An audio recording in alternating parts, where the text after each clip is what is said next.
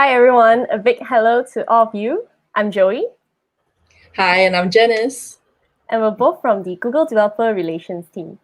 Thank you for joining us for our Women Developer Get Speaker Ready session today. We hope everyone is keeping safe and well wherever you are. Do give yourself a shout out on the live chat or comment section to let us know where are you tuning in from. Before we begin, let me briefly introduce what we do and who we are. Google Developer Space is a platform for developers and startups from around the region to learn, connect, engage, and be inspired. As part of the Developer Relations team, we aim to empower and connect the community to our people, program, network, and technology, be it online like today or in person. Getting involved and engaged in the developer community is a great way for women in tech to showcase your talents, learn from your peers, and discover new opportunities. And this is why we have the Women Developers Get Speaker Ready workshop. We did our first pilot last year. We did a half-day workshop and had 39 women and 4 mentors join us for a 4-hour workshop. The women get together, learn how to create new presentations, project ideas, and public speaking workshop, and also did live public speaking themselves in that 4 hours. It was incredibly intense, and 100% of them say they will recommend this to a friend, but all the feedback was that it was so rushed to put so much content into 4 hours. And this is how Women Developer Academy was born earlier this year. So we ran a session despite COVID happening. We had 25 women from all around the region, all the way from Pakistan, Sri Lanka, Brunei, Singapore, Indonesia, joining us. They were mentored by 12 of our Googlers, as well as developer experts and community leaders during this 3-week program. And we're very, very proud to have 25 of them graduate from this program. We believe that you cannot be what you cannot see. And we really want women attendees to feel a sense of belonging when they attend our events. And our events should also be well represented of what a good event should be. So our women speakers have gone on to be featured in our women speakers directory, where conference and event organizers can reach out to them to join to speak at the events. So we're hoping that through this really short excerpt of our 3-week program, you have asked for an hour and sharing with you some of the great content that come out of the workshop, that you too can become a woman in tech speaker as well. So why be a speaker? This is an opportunity to build your personal brand, to learn new technology, network with other speakers and event hosts, and of course, giving back to the community. So without further ado, let me briefly introduce our speaker for today. We have Lakshya, who is the Women Techmakers Program Coordinator in Google. She'll be sharing with you about the best practice tips on how you can structure your technical presentation. And of course, we have Janise, our Developer Space Manager from Google, and she'll be sharing with you about good presentation techniques and practical tips on public speaking to get yourself speaker ready. So without further ado, let me bring Janise to the backstage and bring Lakshya forward. Thanks, Janise. We'll see you later. Over to you, Lakshya.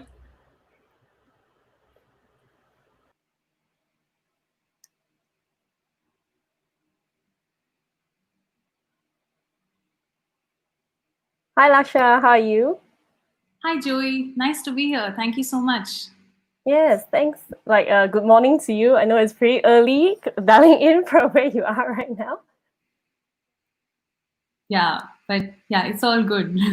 No problem. I mean, looking at the chat, we have people tuning in from different countries as well. So I think we see some from Philippines, some from Malaysia, some from Indonesia. Hi everyone, welcome. And yes, thanks so much again, Lakshya, for joining us. Without wasting more time, I'm gonna hand over the stage to you and let you kickstart your session. Thank you so much, Joey. A very good morning, a very good afternoon, a very good evening to people watching this session from all parts of the world.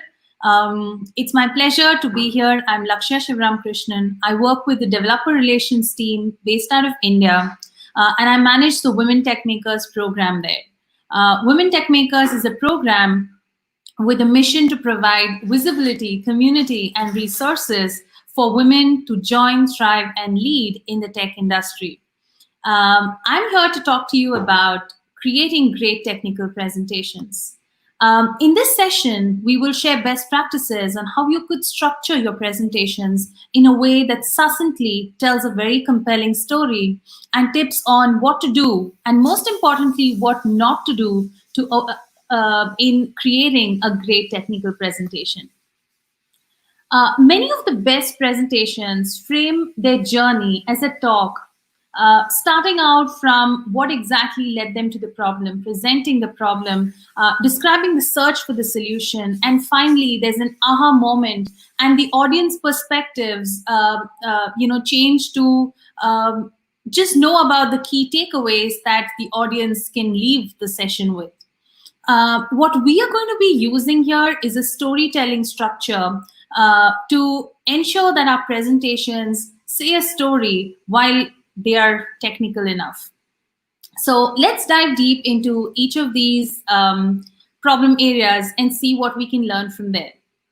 So first of all, it's important to introduce yourself, the motivation behind your topic, and what is it that you want to convey, set enough context in this particular section. Post that, you could talk about your problem.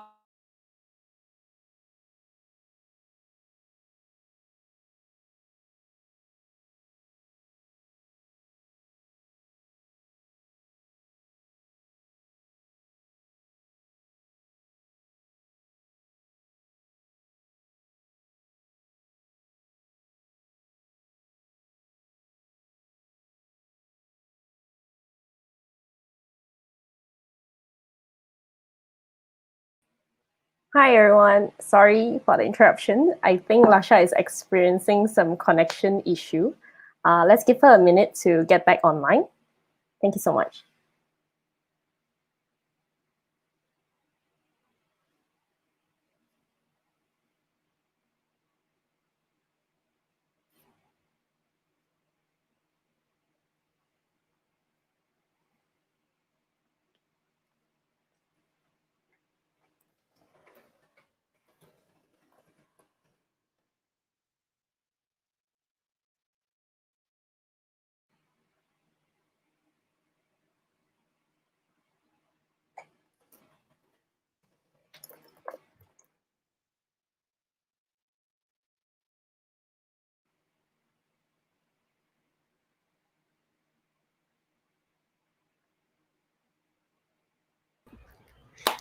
I guess we just experienced our first technical problem for a virtual event. Yeah. So sorry about that, folks. I'm sure Lakshya will be connecting back real soon. At the meantime, if you have any questions or or give yourself a shout out on the live chat, let us know where you're tuning in from. Yes, yeah, thank you, Karen. She said she'll be waiting. So yes, we'll be back soon. And if you stay all the way through to the end and fill up our feedback form, you can stand a chance to win one of our limited edition swags as well. All right. Let's just take a look at the live chat as well. I think there are people tuning. Oh, we have some regular faces. While we're waiting for Lakshya to come in, how about you share a little bit about why you're joining this session? What has been challenging for you in becoming a speaker? Is it nerves? Is it not knowing what to talk about? Share with us some of your the challenges that you have that have stopped you, the obstacle that has stopped you from becoming a speaker. Oh, maybe we can start with you, Janise.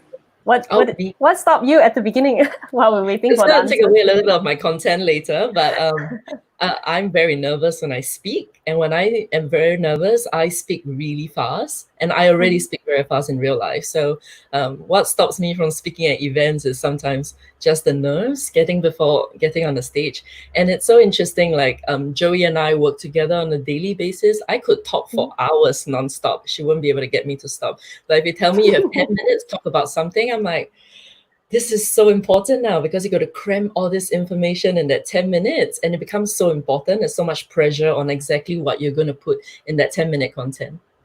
What about you, Joey? What has stopped you from becoming a speaker? I think in the past, it's the common thing, the stage fright. Presenting in the class, like in front of 40 of your classmates, that's fine. But walking up on stage with 100 or 200 people staring at you is a whole other level. So I think just with more practice, volunteering yourself to speak at small event, medium scale, big ones, eventually When you get used to it, you practice your nerve or focus on your friend that you plant in the stage. I mean, in the audience. So that's also one thing. Oh, I'm really bad at looking at people on the stage. Like if I catch somebody's eyes and they're making a not so friendly face, I just freeze over. So I've got this, I used to always just look at people's forehead. And actually Koo, who's in the audience right now, because I saw him in the comment box, he was the one who was telling me that I need to switch where I'm looking. So instead of looking at somebody's forehead, look at their nose, because it is perceived more like their eyes. So I'm not quite sure if it's true, but I've tried both. You know, I look at the forehead, look at the nose, just avoid the eyes and don't let my nose get to me. I think, yeah, that's that. We have some answers coming as well. Let me just flash this out. Not knowing what to talk about is also a stage fright. Yeah.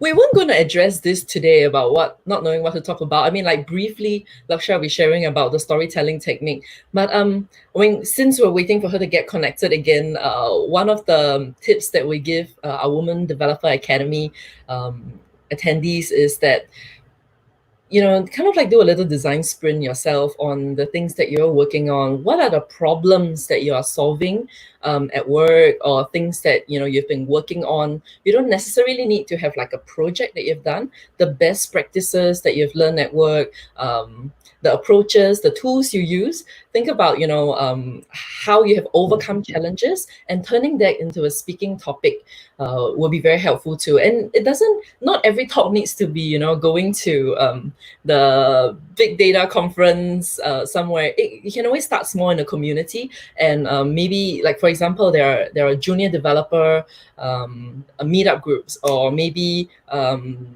say the data science meetup group also have events for different levels of data scientists. So you can look for events that are maybe more suitable for the level of content that you're presenting as well, pitched to the organizer. It doesn't always need to be, you know, going straight to the conference, and you can build your confidence up as well. But you can always start from best practices. I am sure on your day-to-day work, you have come up with so many like shortcuts, you know, things that you keep a lookout for. You know, try to create kind of the storytelling journey of like, what is that obstacle you had to overcome? What is your solution for it? What is your learning from it? And that can become a speaking topic itself. Yeah, and for sure, at least the thing that I value the most is feedback. Share with your peers, share with your friend, you know, have a group to just get feedback, whether it's what you can improve or what you should remove. I think that's always good. Just don't be shy. At least share with your friends first, you know, if you have stage fright about sharing it in a big group. Okay, we're just gonna check in with Lakshya for a bit. So everyone, thank you so much for waiting again. Let's head backstage, and then we will come back online really, really soon. Thank you so much.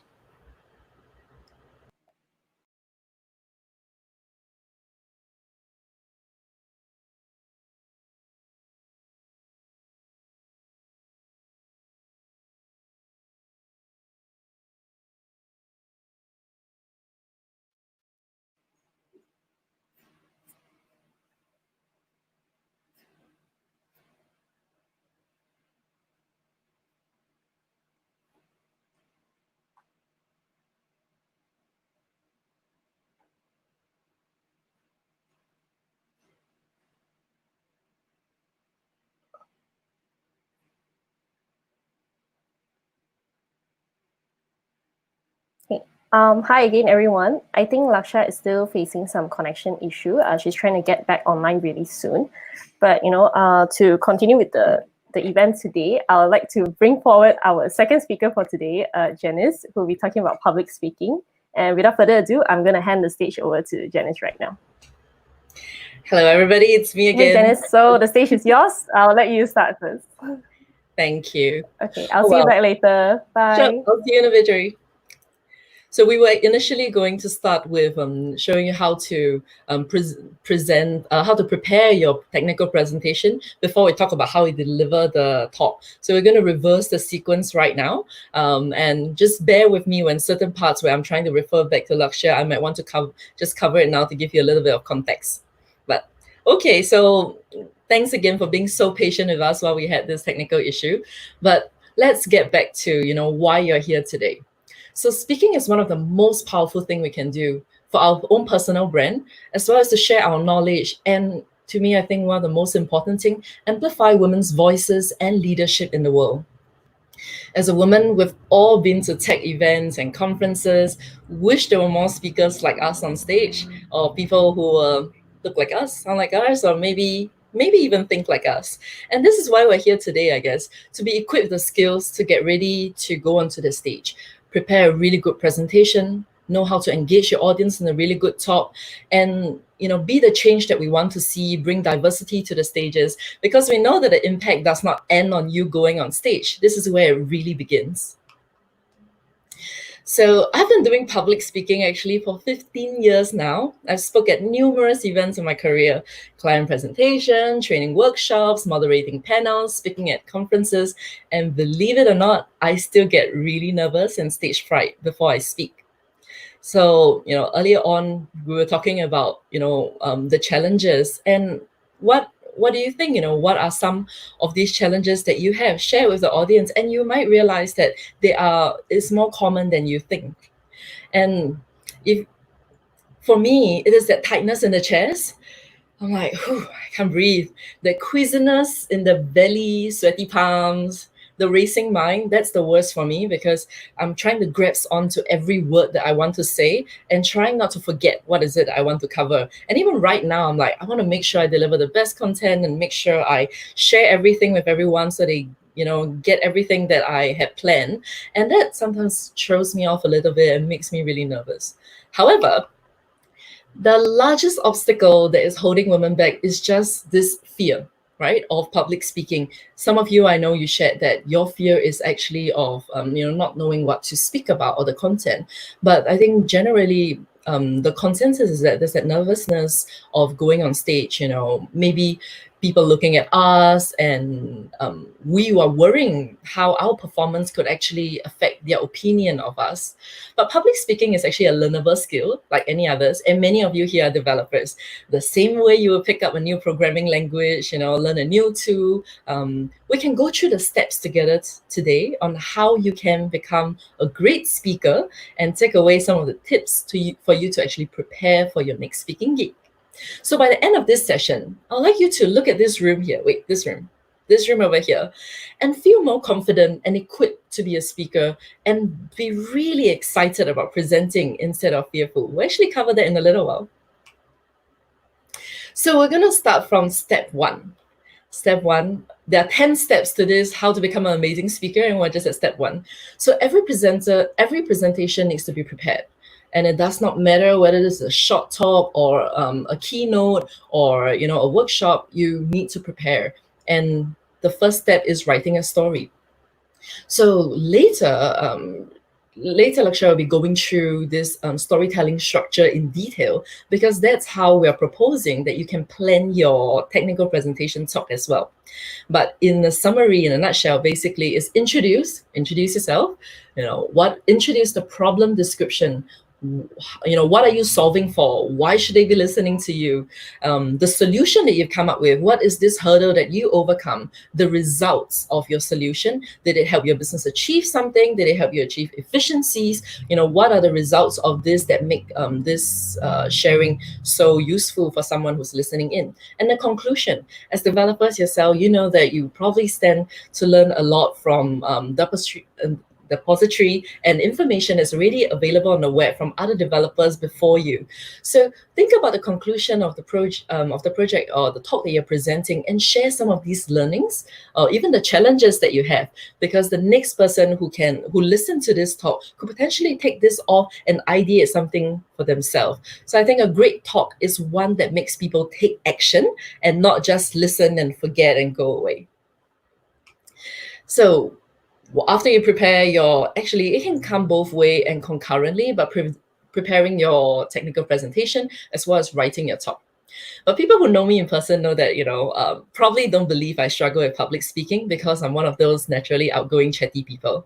However, I could go on for hours. And for me, putting together a really short, succinct talk is actually where the pain point is for me as well.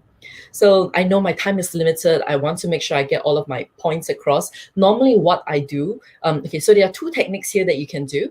One is you can start to think through the areas you want to cover. So you can put down in bullet points the areas that you want to cover for this entire talk. Or for me, personally, I write my talk down word for word and I write it as if I'm speaking it.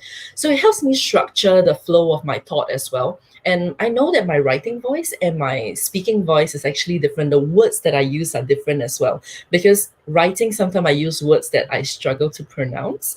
And so when I'm speaking, I might change out some of this word, simplify it, sentences that are clunky, that doesn't flow so well, I would also change it up a little bit. Also, a good presentation is not, a war of words. Later when Lakshya is showing you what a good presentation should look like, it should never be a war of text, because if somebody is reading off your presentation, they're not paying any attention to you. So in that same sense, when I'm writing a script of the talk, I try to cover more than is what is on the screen. So just like now on the screen, you see write your talk, but I actually have a lot of speaking points that I tell myself that I wanted to cover. And also, unless you have an amazing memory where you can memorize word for word. Joey, for one, has an amazing memory when it comes to events. So we prepare a script and she remembers everything. I'm terrible at that. So I normally have a bullet point after I've done building up my story. And I just make sure I cover these points adequately. So 2 additional tips here. This is something that worked really well for me when I first started. I used to always print out cue cards. So I have them in my hand. And in my cue cards, there were 2 things that I always do. I indicate where I click to the next slide. So I have my clicker here. So on my cue cards, normally I have like either a little star or I draw 2 lines just to show that there's a break there. So I know when I get to this point, I need to click over to the next slide. And the other one is, I know I speak really fast, especially when I get nervous. So sometimes I just put 2 underscore to tell myself, breathe, pause, give people some time to process that information as well. So next, creating supportive slides. This I was actually going to skim through super quickly, and I will, because Lakshya will be covering this, but I'll just talk about some high-level points. One is pictures can speak more than 1,000 words. And again, we're not necessarily saying that you need to work with pictures, but if you can show visuals of your demo, your screenshots, try and do that. But keep in mind, of course, that you want to show them good content and not necessarily a wall of text. We know that the more is written, the more attendees are distracted by it because they are reading it, and you don't want to also read off slides, right? That's a huge no-no. And we use text to highlight what we're talking about. It's not meant to be a repetition of our talk. So if you think you have to say that much, like if you have to cover, say, 6 points, think about maybe you could restructure it a little bit and turn it into 2 slides. Maybe this is about the process and this is about the learning, instead of dropping everything into 1 slide. And I hope you heard what I said, or were you just reading the 6 points on the slide of garbage that I put there? But anyway, another thing is the design and layout of your talk. Just be consistent throughout. Use the same font, use the same color.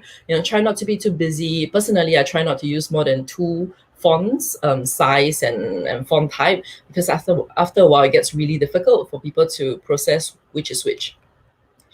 And then now you have a great topic, you have a great structure, and you have a great slide deck. It's all about practicing.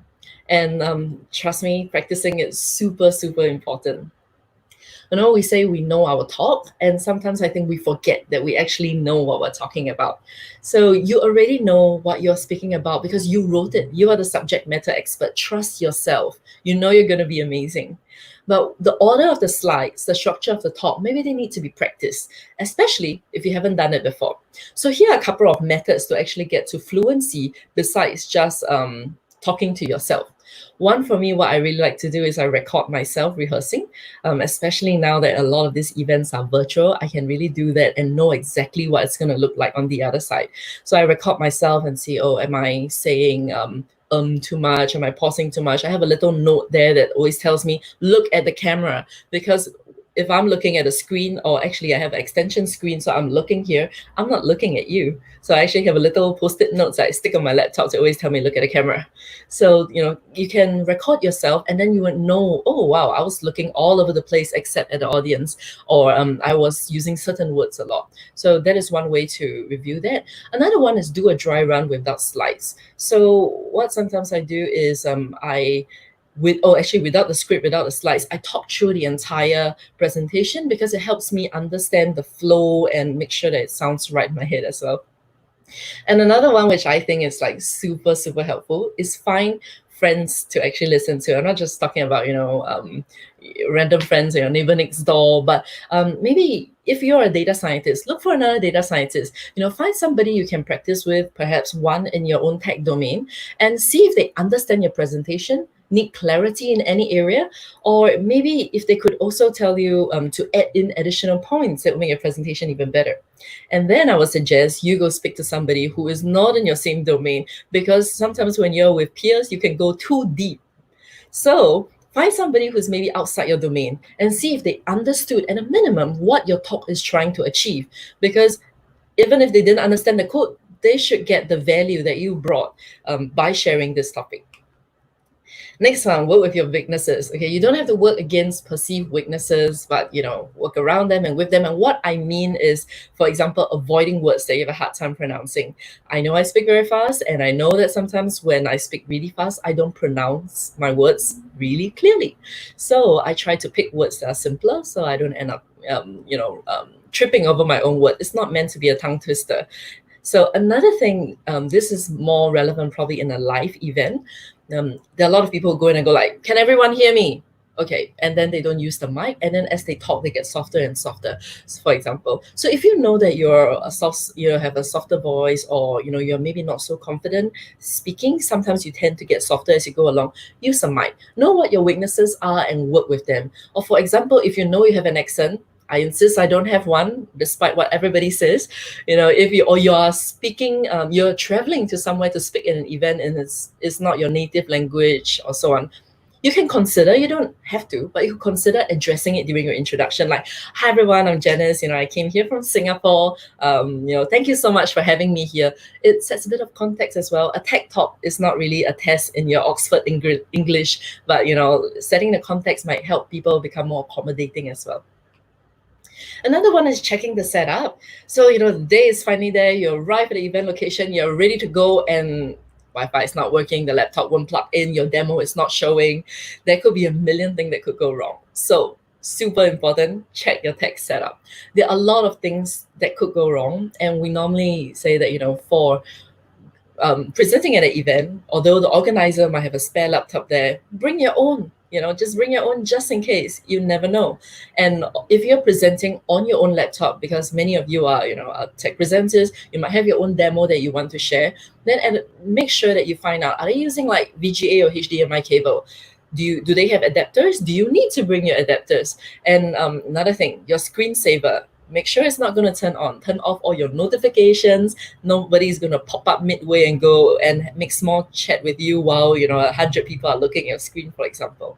Another pitfall that a lot of people forget is make sure that your laptop is charging and plugged in. So check on that. If you have a clicker, make sure it's working. Battery is there. If you have a microphone, test it. Especially whether it's a handheld microphone or lapel microphone, make sure that you get that all sorted out before your presentation. And another thing about the presentation as well is your presenter notes. For me, presenter notes are really important because I have them in point forms and I try not to miss my points. And if you have them, do you have it ready? Is it on the screen? Is it visible to you?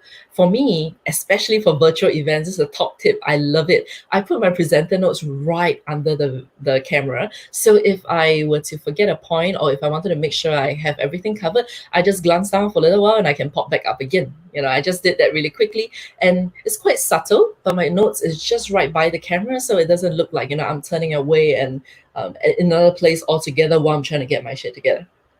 So, and the more events that you go to, the more you get into this drill. So don't feel overwhelmed by all of these things that we're saying. But you can have a little checklist. I used to have a little checklist on the things that I need to bring to an event. And especially if you have demo, just want to make sure that the Wi-Fi works. Although later when Lakshya is sharing the presentation, we're actually going to talk you out of trying to do a live demo if you can. Then the other point that's really important is the stage itself. If it's possible, go earlier. If you can go, a day earlier or just early in the day before the audience arrive, go and check out the space. Make yourself familiar with the stage. The more comfortable you are with the stage and the surrounding and how the place is laid out, the less anxiety there will be. And you have time to actually try out your speech without having the attendees being there. See what is a space you can use. Do you have to stay in the rostrum? Can you walk around the stage? I'm on a live event. I can walk about 1 meter. How much space do I have? And also want to find out whether, the lightings are right for you. Sometimes I'm sure we've all been to events where the presenter has like half the body covered by the presentation slide lights. You want to avoid that. So go a little bit earlier and familiarize yourself with the stage. Are there certain areas you shouldn't walk into, or when you walk into there's a feedback or the light is in your eyes? So go a little bit earlier. Number 5, relax. I know you're like, we're really nervous, we're really excited, we're a little bit frightened, and it's normal. Everybody feels that. I was saying that I've been speaking for 15 years and I'm still nervous today. So just take some time before the talk to relax. We're going to go through some tips here. They're relaxing, calming, and hopefully also help you become more successful on stage. Find the one that works best for you, because we're not saying that what we're teaching you next is the Bible, but find a method that works for you. So one of it is breathing technique. So, calmly breathe, count to 10 during your natural breath.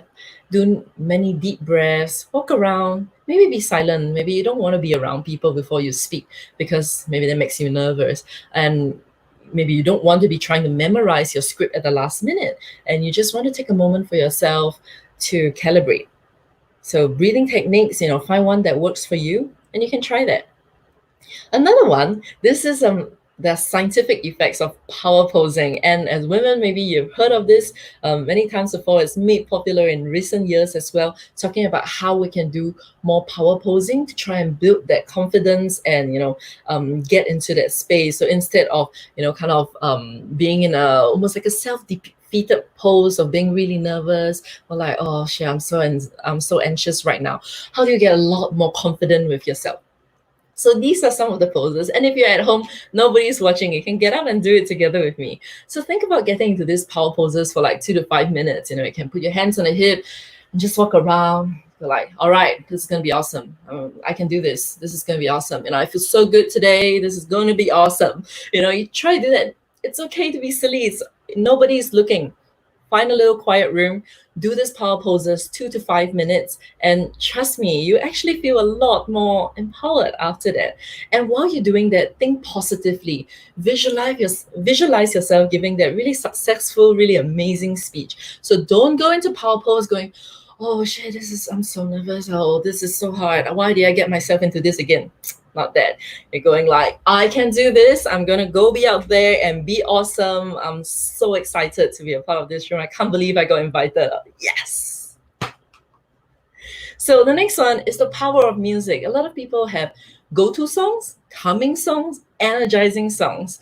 So think about what works for you. And maybe you have a go-to song that every single time you present, this is like your moment. You play that song, it gets you psyched up and you're ready to go.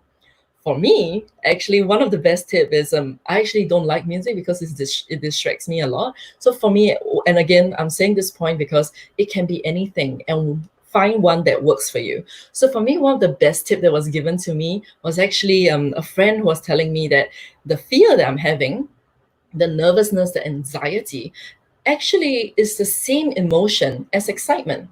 And in our brain, excitement and fear triggers the same chemical reaction. So the feeling is the feeling that we can control. We just need to kind of reframe what we think we're feeling. So every single time I feel nervous or afraid, I tell myself, I'm really excited about this.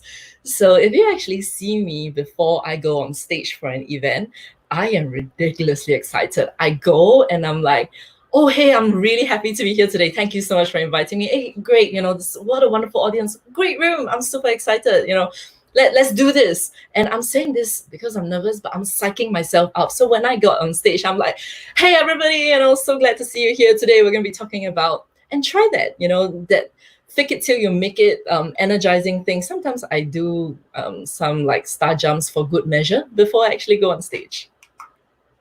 Another one is introducing yourself. So now we're talking about pre-stage, and now we're getting on stage. The audience is eager to know who you are. You can, you can introduce yourself, make it a little bit short and sweet. Lakshya will be covering that in a presentation deck later, so I'm gonna skip this part a little bit. But I'll talk about the tangible, I guess the software part, not so much the slide deck. So think about what you wear for the top. You don't want to look like you're wearing a costume, right? So if you're going for a tech conference and then you wear a full suit with a coat, everybody knows that, you're first time, right? That newbie in the room. So while, wearing what you're most comfortable in is sometimes what people tell you, personally, I think it's a really bad advice. So you don't see speakers going on stage in their yoga pants or in their PJs, right? So think about what is professional and appropriate for you to wear. However, think about authenticity too. You should also dress comfortably, because, for example, you're a person who wears sneakers, then you don't want to wear 4-inch heels and present your technical presentation, in your tight skirt and 4-inch heels. You're not comfortable. And if you're not comfortable, it is going to show in your presentation. You might be adjusting your top a little bit, pulling your skirt a little bit, tripping a little bit while you're walking around, for example. You don't want that. The focus is on your presentation. And think about what you wear. Don't let what you're wearing take away from what you are actually speaking about. And also, these days we do a lot of virtual event. Another thing to think about is what the colors you're wearing. Is it too colorful, too much going on?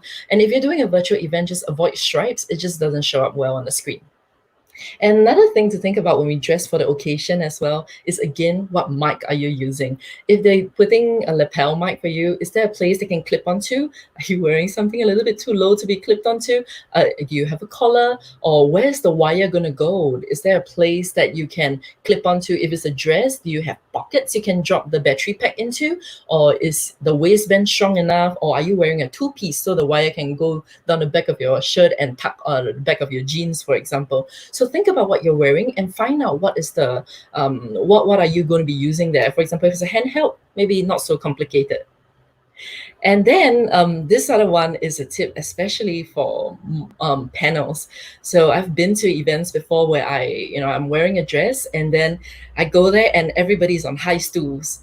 And I'm like, oh no, this is not very appropriate, because I got to sit in this like weird angle to make sure that I'm not showing what I don't want to show people. So think about asking the organizers, like, oh, if this is a panel, like, is it what's the seating? Is this like low couch? Is this like a high stool? So you can think about what is appropriate. Will it be flattering what you're wearing on a low couch, or will it be showing things you don't want people to see?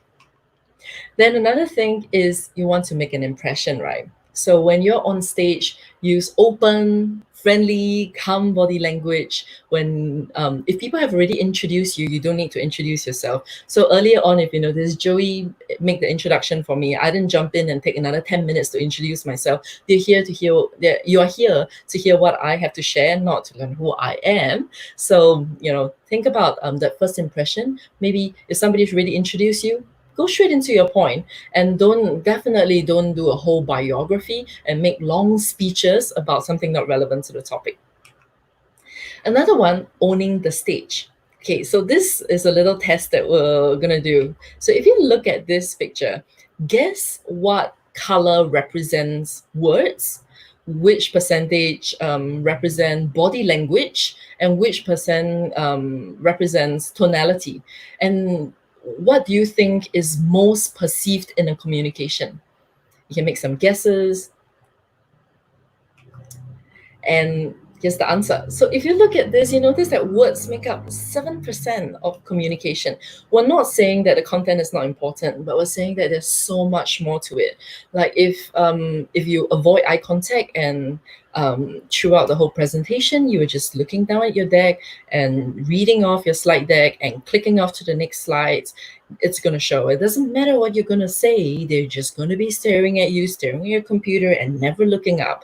So think about that. And if you're speaking monotonously throughout the entire thing, people don't know when to actually focus or when is something important, because you're just going on the same tone at the same speed throughout the whole half an hour presentation on the same thing. So think about when you want to actually emphasize on the words. It can be speaking a little bit louder. It could be giving a little bit of a pause to show them how important it is. So having that in mind, it is really important, non-verbal communication. So think about how you can insert that in. Pregnant pauses are pretty awesome. Well, another one is don't hide. And this happens a lot for developers presentation, especially because you're behind your laptop and doing a demo. If there are areas like, for example, when you're doing your introduction and presenting the problems and talking about your solution, you don't necessarily need to stand behind the podium. You could walk around. So you can hold onto the microphone, walk around, face your audience. Don't necessarily need to hide behind the screen. Gesture, you can gesture what you're talking about. You don't have to, just stand there and just be this toy soldier, hands by your side. Don't fiddle around excessively as well. This is actually the reason I like to use a handheld microphone, because then one of my hand is not moving all over the place. And then maybe I have another one to gesture, or plus I'm holding a mic and a clicker. My hands cannot be, going too crazy. I can maybe point to something to emphasize a point, but it's never, going to be like all over the shop. Another one is moving. I guess for virtual events, it's really hard for me to emphasize this, but think about, when somebody is on the stage and they pace from one side of the stage to a different side of the stage. If they keep pacing, it's very annoying, because you kind of like can't focus. They're just like prancing around. So don't do that. If you can stand steady on both legs, don't just like, slouch. It shows everything. Body language shows so much. But if you want to make a point, you could potentially say, okay, we started this project from here. It does this. And over time, this is what we, have achieved. And you can move to different part of the stage, perhaps to make a point. But don't just move excessively unnecessarily. It's very distracting. Another one is connecting to the audience, and earlier on we shared that, like making the eye contact. You'll always find one or two people who may be nodding and smiling at you. Find those people who are friendly faces, and you can always zoom back into them again and smile and nod at them. Show that engagement with the audience.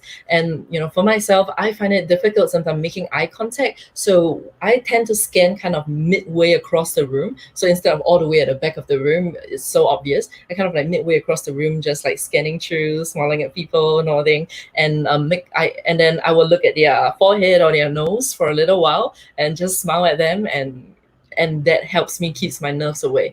If you don't have the nerves that I do, look at them in the eye, smile at them, nod at them, and look for some friendly faces you can look at. You can always avoid the ones that's always like frowning at you, like, what is she talking about? So next one, your voice is an instrument. So speak loud, speak slow, speak louder and slower, because it makes you sound a lot more confident. So if you're actually just kind of like half whispering and a little bit nervous, it's going to show. So when you're practicing, speak loudly and confidently, and it will make you sound a lot more certain of what you're sharing as well. And also, again, earlier on, we were talking about, recording. So that's actually an easy one. Even if you don't do a video, you could always just turn on your phone record function, talk through the entire thing, and then listen back to yourself, like, oh yeah, what was I, maybe too fast, a little bit too slow. Train yourself, practice and record.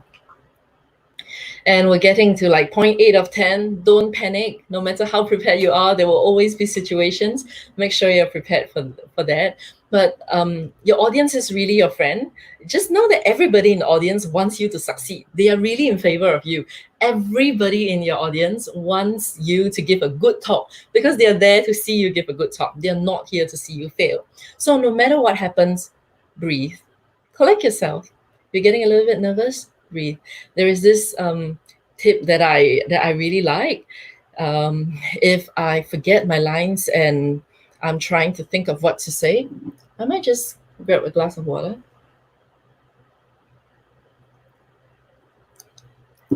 So we were talking about, so there's a little tip there. So if you're on stage, have a bottle of water, maybe a glass of water nearby. And if you find yourself being a little bit phased, forgot your point, take a moment to collect yourself. Drinking the water is a very neat trick. Another one, blackouts happen, tech, electricity, Wi-Fi, and so on. Say worst case scenario, the slides are not going to work. You're on stage, you have a microphone, nothing is there. You're just you and the stage. You're prepared. You've prepared the talk. You are the subject matter expert. Have confidence with yourself.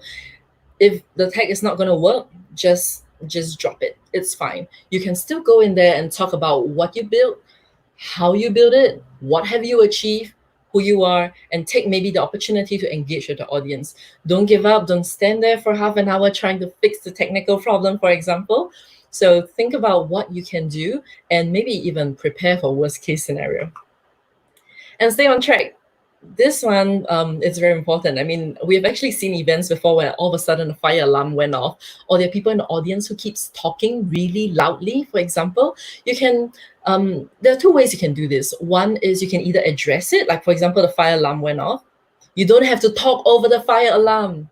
Just wait, just smile and wait, and then just nod and smile. Everybody knows what's going on. You can just smile and wait it out. And when the fire alarm is over, continue.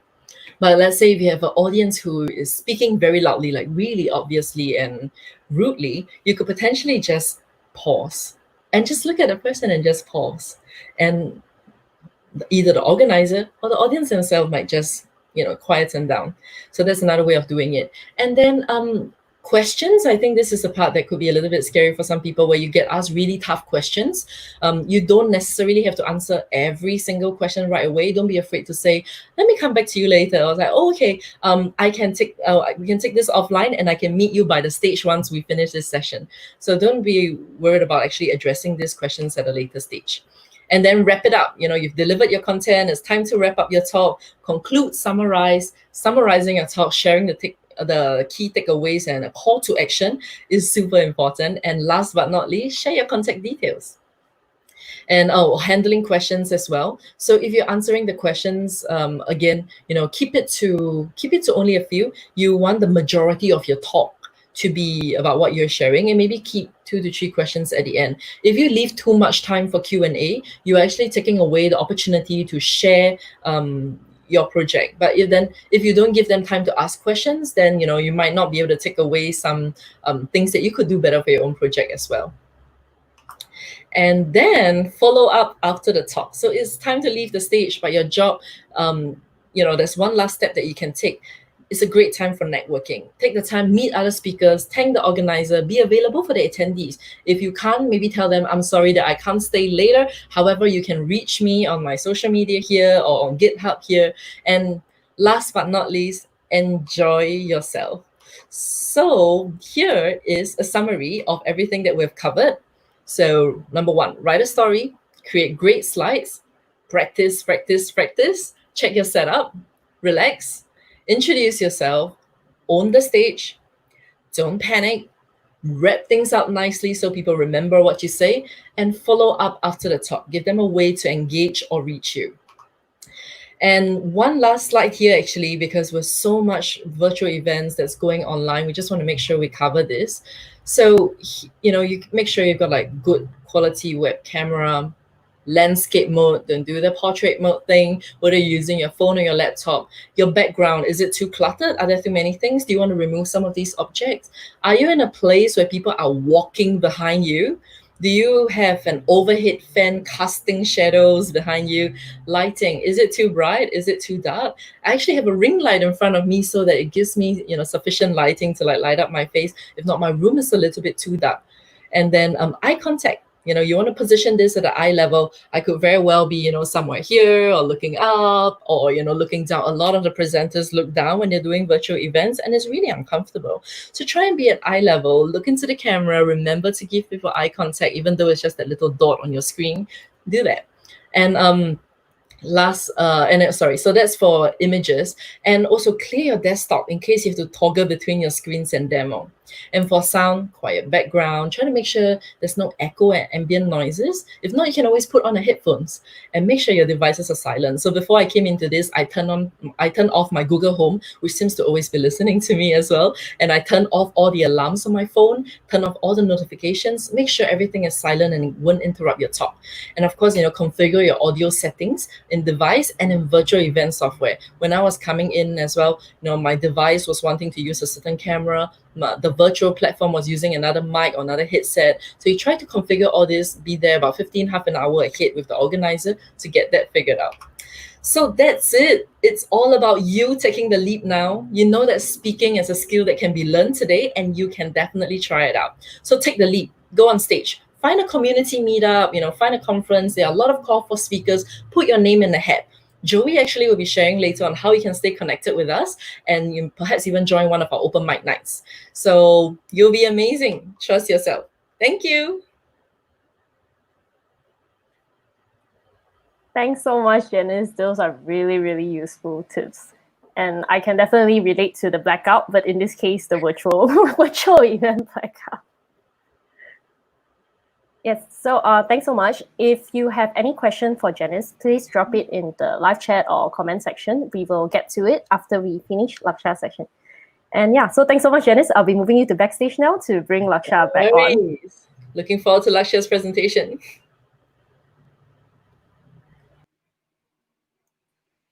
Hi, Lakshya. Welcome back again. Thank you so much. Yep, so without further ado again, I'm going to hand the stage back to you to kickstart your session, and I'll see you back during the Q&A round. Cool. Thank you so much, Joey. Apologies for the bad connection. I'm going to talk to you about how not to rely on Wi-Fi, and this was just a live example. Trust me, this was not planned. So yes, I'm here to talk to you about creating a great technical presentation. What I'm going to talk to you about in this session is share a few best practices on how you can succinctly tell a very compelling story to your audience. Keep them grooved to what you want to share with them, and some do's and don'ts of delivering a great presentation. So let's start with just understanding the storytelling structure. Many of the best presentations frame out their talk as a journey, starting from the problem description, describing the search for the solution, and then that eureka moment. And that really shifts the audience perspective in a meaningful way before you beautifully wrap up your presentation, summing up your key takeaways. So using this very storytelling structure, I'm going to talk you through each of these elements and share how we can deliver a great with a sample presentation. Starting off, it's important that we introduce the topic very well. So introduce who you are, your topic, set some context to your talk. Also give the motivation behind your talk so that the audience exactly knows what value you're going to be adding to them. Moving on to problem description, define the problem that you're trying to solve. Tell them how it is relevant and what is the entire purpose of that problem.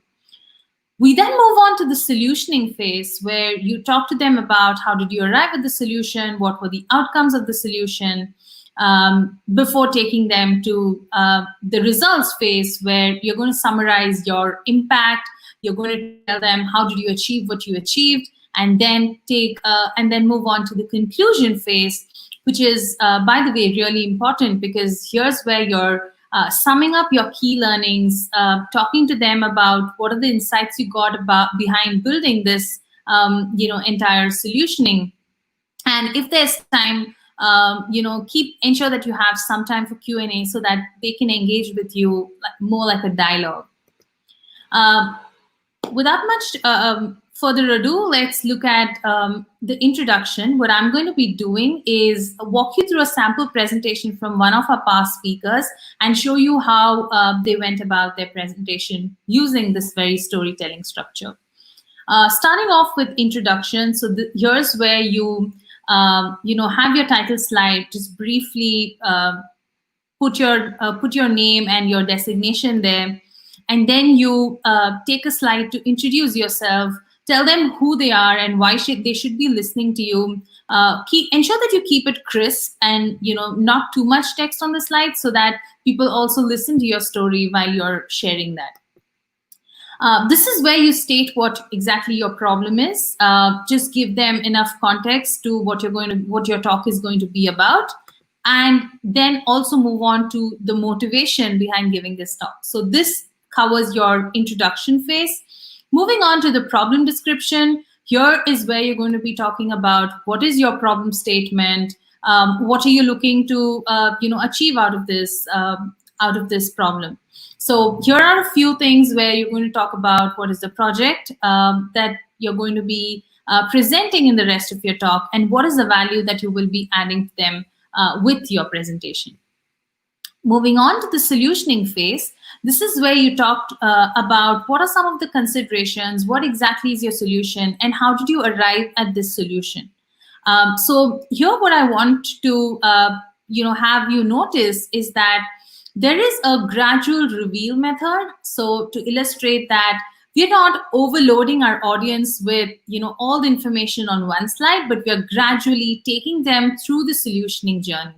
Let me show you how that works.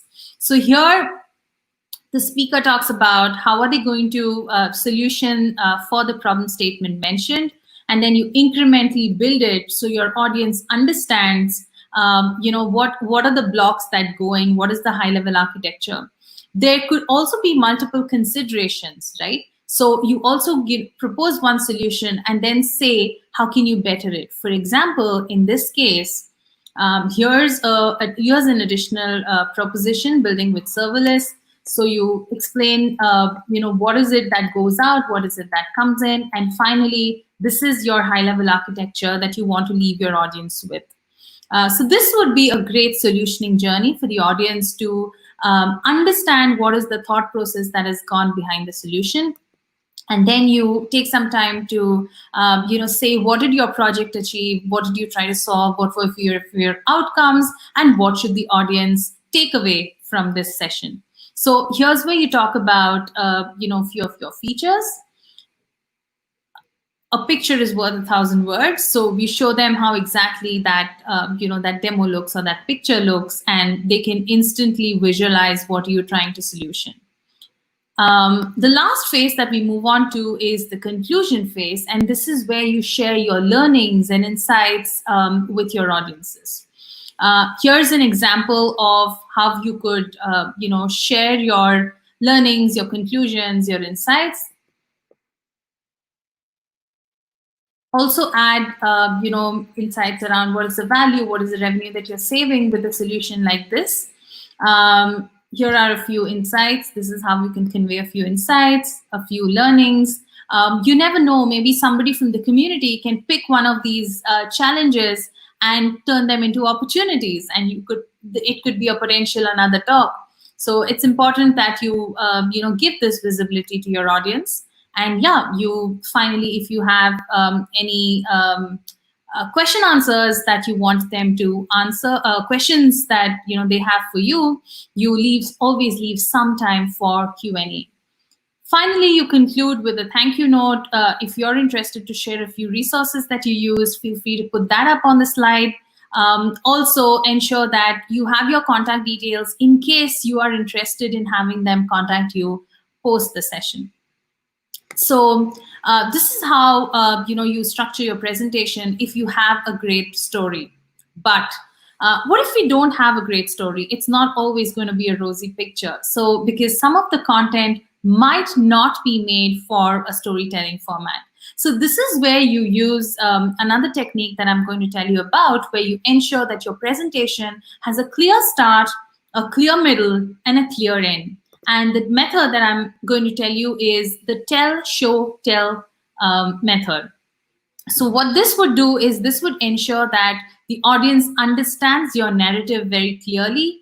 It gives you enough time to set context, show what you're actually going to deliver in this talk.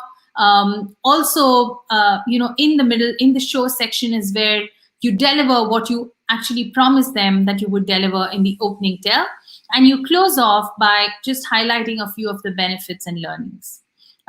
So this was the first half of the presentation where we spoke about, how is it that you structure your presentation. I also want to leave you with some best practices, some do's and don'ts on, creating this technical presentation. So here they go. The first one is it's important to know your audience. Read up online on who your audience is going to be. If you are the organizer, do some pre-survey on the audience. If you're a speaker, ensure that you know about fellow speakers as well. Maybe you've put in a panel together for Q&A. So it's always good to have enough background about your co-speakers. Always remember that you are on stage giving the presentation because they think you are the expert. So feel very confident about yourself. And it always helps in knowing your audience, because then you know how can you tailor your content, how can you be more relatable, how your content can be more relatable to your audience, depending on the style that you deliver your presentation in. So take enough time to research about your audience. The next thing that I wanted to talk to you about is how can you calibrate your talk to different levels of audience. Irrespective of an online or an offline mode, you're going to have audience with different levels of expertise. It's important that each level of expertise of audience can relate to your talk. So let me give you an example of how you can build a talk. So one of our past speakers, wanted to speak about digital electronics, and here's how they went about building their talk. They started off by saying, what digital electronics is. That is, like 0 represents 0 volts and 1 represents 5 volts. So this is where you have your novice audience glued to you, understanding the basics. And then you move on building your talk by saying, how to say, wire up a simple light switch. So this is where you have the intermediary level of your audience covered. And then you leave, you add on incrementally to this very point to cater to your expert audience. Maybe you could finish off by hooking up a light switch through Firebase, and that eventually connects to the cloud. So this ensures that your expert audience has something to take away from your presentation.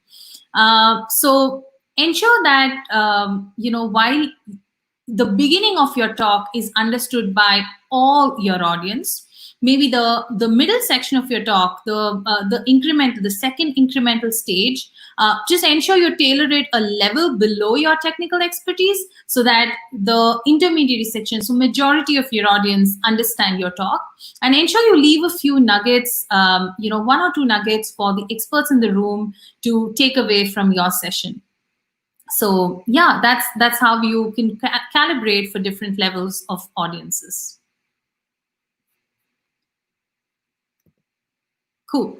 The next rule that I had for you is the rule of 3. What do I mean by this? I mean that avoid using very big words. Sometimes the relatability quotient goes down with using big, complicated words. What you could do is replace every big word with 3 very descriptive words. For example, try and create, refrain from using cliched words, create a ban list that you really want to avoid using. For example, you can always say innovation, right? But if you can say words like a new method, a reimagined method, or if you can actually say what is different, that will ensure that the audience can click to your point very effortlessly. Let me give you another example. So instead of saying, in a technical presentation, instead of saying code optimization, you could say, I want to improve my code efficiency by doing this. So this ensures that the audience is completely understanding every word that you're talking to them about. The next rule that I have for you is about making personal connections. Stories are very memorable. Everybody knows of the company which started in a garage, and a lot of companies, even if they don't start in garages, they claim to start, because we all know the power of personal connections. Let me give an example of a technical talk that one of our speakers did. And the talk was about Firebase and Angular. And the way they actually, framed the narrative of their talk was they wanted to build an online game. They built an online game with their son using Angular and Firebase. And guess what did they title their talk? They titled it How to Be a Better Dad Using Angular and Firebase. And that instantly gets your audience like really interested and inquisitive about your talk. So always remember to put in those, those stories, those personal connections, and just remember that if you need to connect your work, that is your talk, and yourself, your stories, to ensure that the audience stays more engaged with you. Ensure that you make your presentation fonts very readable. Use as less words as possible, and if you're using a couple of colors, ensure you use contrasting colors so that it doesn't hit your audience's eye while they're looking at your slides. Refrain from using too many words. If you can think of a paragraph to make your point, boil it down to one sentence, boil it down to one word, and put that word in there. For example, this slide might look too heavy or too wordy for us.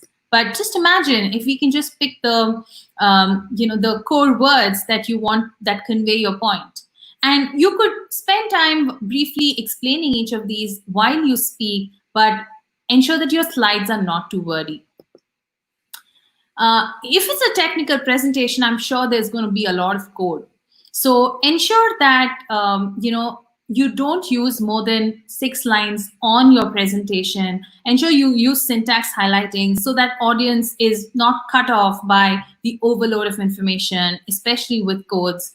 Ensure you don't have too many code slides in succession because that might be a dropping point for some of your audiences. It's not always that you can show what you want to show with just 6 lines of code. In that case, use more innovative techniques, like maybe you could create a movement of code. You could use syntax highlighting. You could use animations. If you need to go back to a previous line, you could also use a laser pointer to show them that, hey, this is the line that I'm talking about. Let me show that with an example. So if you see this incremental movement of code, you exactly know that the audience knows that this is the line I'm going to focus, and then you can forget about that point and come on to the next point. Now, the next don't that I'm going to talk to you about is going to be through a video.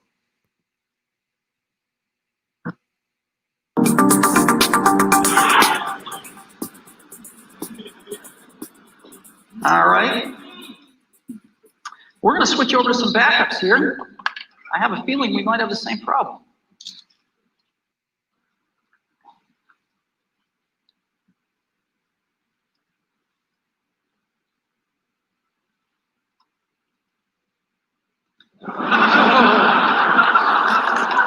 There we go. Yes, I know that. I don't want cellular data network. Okay, this video is available on YouTube, and you can go check it out. And I had this in my presentation. You actually got to see live example with, my network going bad and I had to drop off. So now with everything going online, it's important that you have additional backup. In case power fails, you ensure that you have enough backup so that with, a couple of minutes downtime, you could come back and continue with your presentation. Ensure if it's an offline setting, ensure you have everything downloaded on your local system beforehand. If you have it's better to have your own hotspot in an offline setting, so that there is one level of backup in addition to what the organizers would have for you. And if you can, pre-record your demo and probably even voice over it, so that in the worst case you have something to show to your audience. Especially you want to avoid and when you're on a big stage, you especially want to avoid something like that demo fail that we saw in the last video. With that, thank you so much for your time. It was a pleasure speaking to you, and over to you, Joey. Thanks so much, Lakshya. That was a really, really insightful section. I really like how you give the different do's and don'ts for both virtual and also physical event. So without wasting any more time, I'd like to bring Janise back to the stage so that we can also begin our Q&A session. So for all of you who are still tuning in, feel free to drop your questions for Janise and Lakshya, and we will get to them. While we're waiting, I think we have some questions that came in during Janice's session as well. So Lakshya and Janise, feel free, to just chime in and answer any of them. All right. Yep.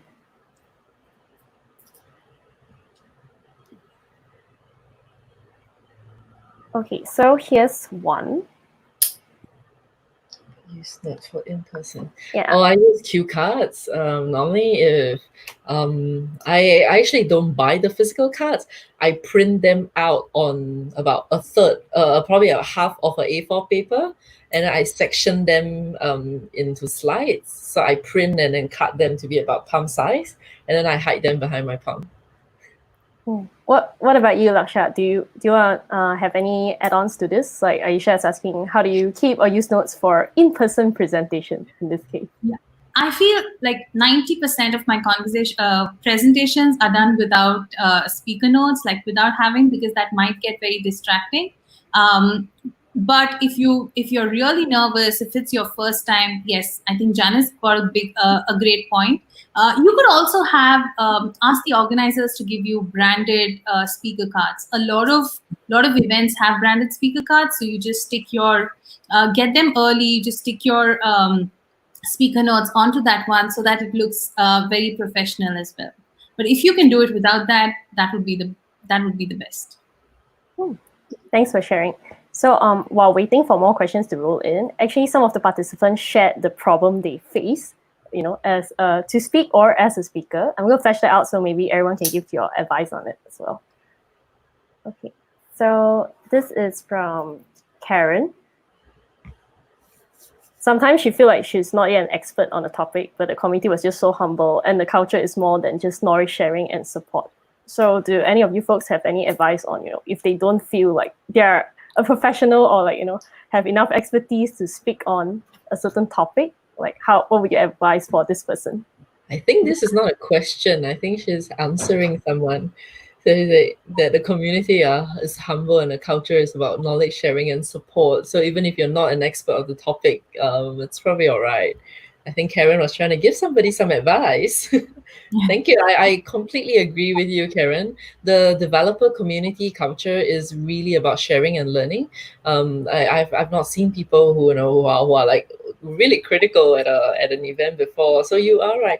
Even if you're not an expert on the topic, you can find a community group that is at that level. The audience is at the level of your expertise, and do the sharing there.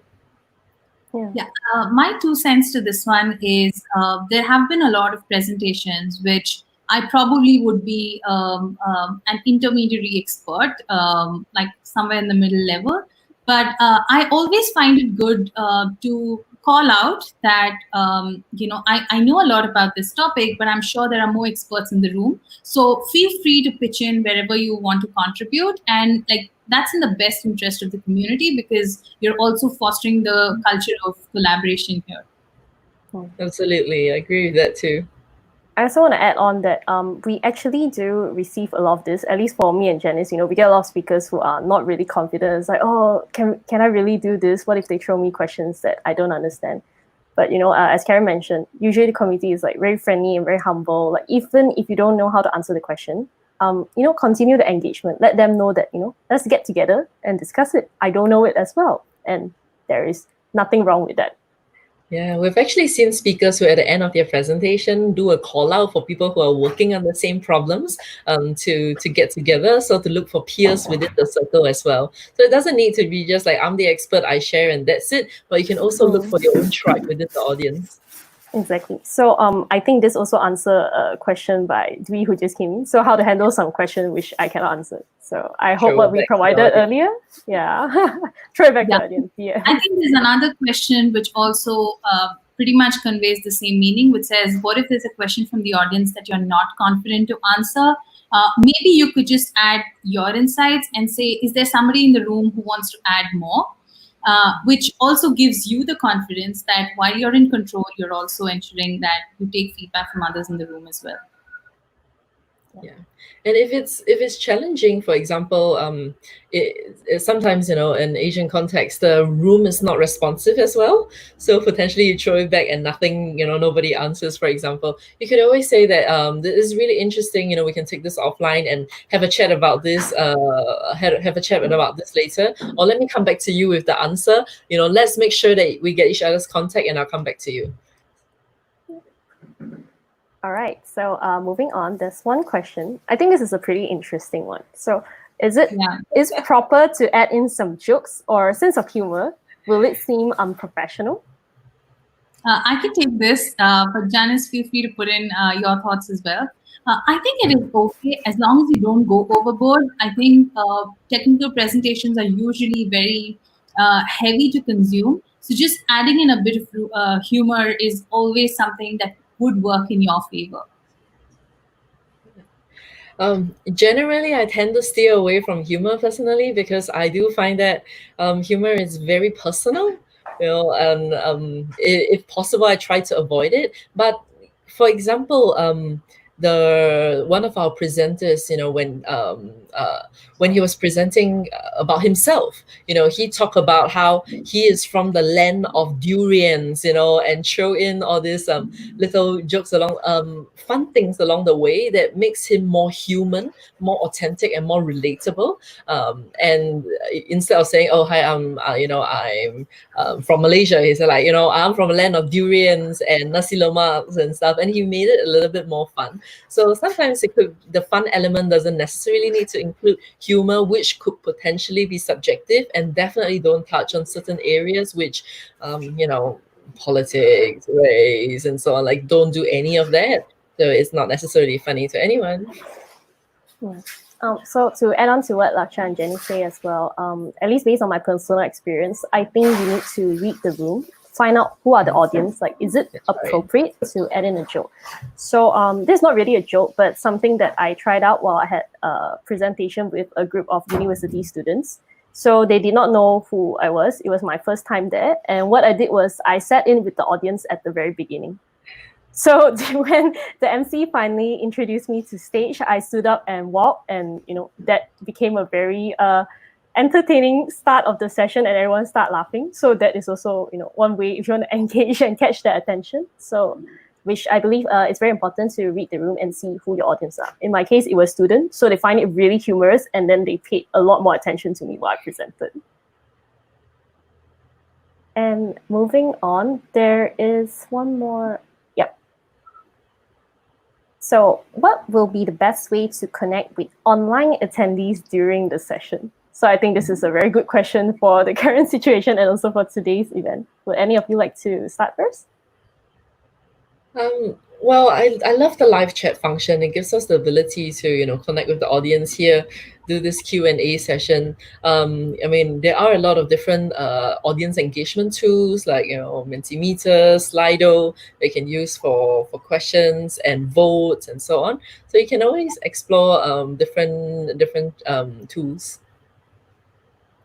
Yeah, something that I want to add is something that's worked very well for India is introducing icebreakers.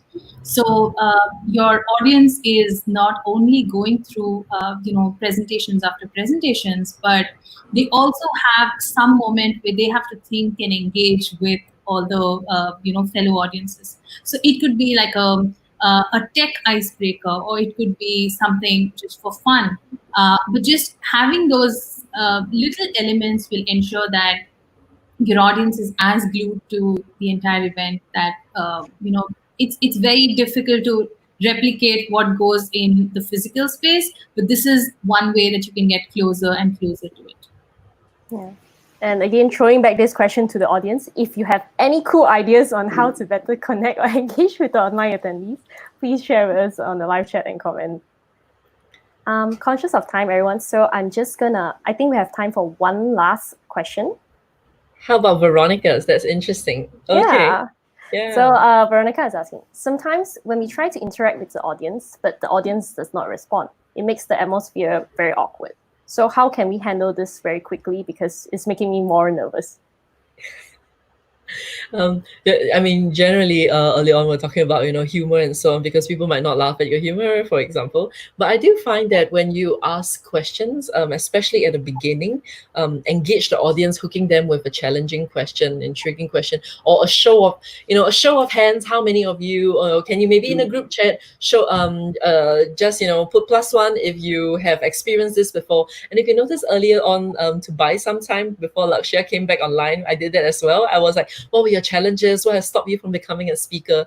And normally there will be at least some people who respond. If not, like for example, if I ask, okay, is there any questions? And there are no questions, 0 people raised up their hands, I'll be like, that's great. It means that I was really clear today and you don't have any questions for me. Thank you so much for being here. Wrap up and get out.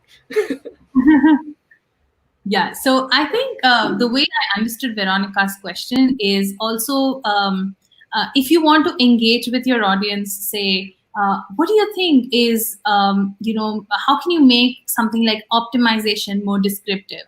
And what you as a speaker can do is also to have the answer ready and then give like a 3 seconds pause and say, maybe for a few, it could mean improving your code efficiency. So that way you ask a question, you give them time to answer, but you don't, because a lot of the audiences might not like to be in the spotlight. So you also ensure they have time to reflect, but you also give them out the answer. Very similar to what Janise also did in today's presentation, where she asked you about putting percentages in that figure, and like in a couple of seconds, after a couple of seconds pause, she gave away the answer. So I think that's also one thing we can do. Right. So thanks so much again, like Janise and Lakshya. I thought it was an interesting experience overall hosting this virtual event as well, seeing how we actually experience a virtual blackout. I think that is something new, and hopefully everyone learned something from it. But no harm's done. Everything is still really smooth. We actually have more questions coming in, but I'd like to, let the audience know that if you do have more questions, continue putting them on the live chat and the comment. We will try to find a way to get Lakshya and Janise to share their input even after the event. So again, thanks so much, speakers. Do you have any last word of advice for all the audience tuning in today? Well, just go and do it. You just got to take that first step and stop worrying about what's happening, and just take that first step and go. Believe in yourself. You are the subject matter expert. Take the leap. Yes, take the leap. Joey, you just stole my words. Yes, I'm sorry. I was just gonna say, take that leap of faith. The very fact that you are on stage is because you know more than like many of them. So just go ahead and kill it. All right. Thank you so much. Go, ladies and guys who are in the room. Thanks for championing women in tech. Okay, thank you so much, ladies. So we hope to, see you again, like in our next program. We shall be sharing with everyone really soon. Thanks. Thank you. Bye-bye.